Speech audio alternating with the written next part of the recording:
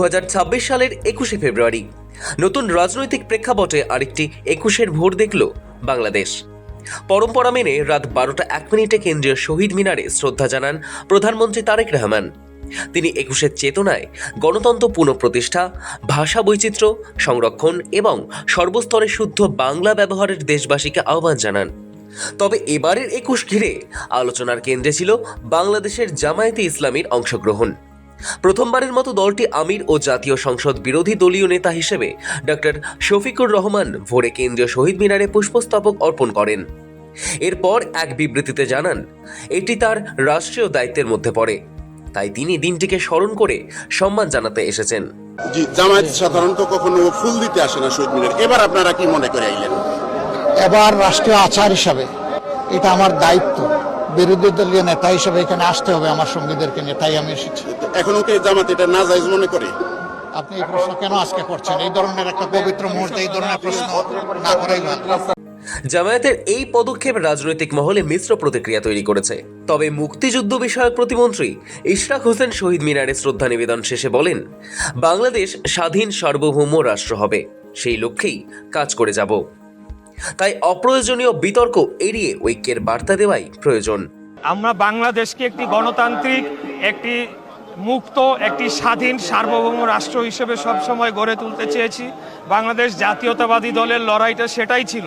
বিগত 17 বছরে নির্বাচনকে ধ্বংস করে দেওয়ার মাধ্যমে, গণতন্ত্রকে ধ্বংস করার মাধ্যমে আসলে মুক্তিযুদ্ধকেই ধ্বংস করেছিল। যারা মুক্তিযুদ্ধের দাবিদার ছিল, মুক্তিযুদ্ধকে বিক্রি করেছে, বিক্রি করে দেশকে লুটপাট করেছে, গুম খুন হত্যার রাজ্য বানিয়েছিল। কিন্তু আজকে একটি নির্বাচনের মাধ্যমে স্বাধীন বাংলাদেশের একটি গণতান্ত্রিক রাষ্ট্র ব্যবস্থায় আমরা ফিরে গিয়েছি, একটি নির্বাচিত সরকার আমরা পেয়েছি। এখন আমাদের জনগণের যে প্রত্যাশা সেটা ছোট হতে পারে, বড় হতে পারে, এক এক অঞ্চলের মানুষের, এক এক শ্রেণী পেশার মানুষের এক এক প্রত্যাশা। তো মুক্তিযুদ্ধের চেতনাটাই ছিল এবং ভাষা আন্দোলনের থেকেই কিন্তু মুক্তিযুদ্ধের সূচনাটাই শুরু হয়েছিল, যে সকল দল মত ধর্ম বর্ণ নির্বিশেষে পাহাড়ি সমতল সকলে আমরা সমান নাগরিক অধিকার ভোগ করব, দেশটা একটি ইন্ডিপেন্ডেন্ট স্বাধীন সার্বভৌম রাষ্ট্র হবে। 1999 সালে ইউনেস্কো 21শে ফেব্রুয়ারিকে আন্তর্জাতিক মাতৃভাষা দিবস হিসেবে ঘোষণা করে।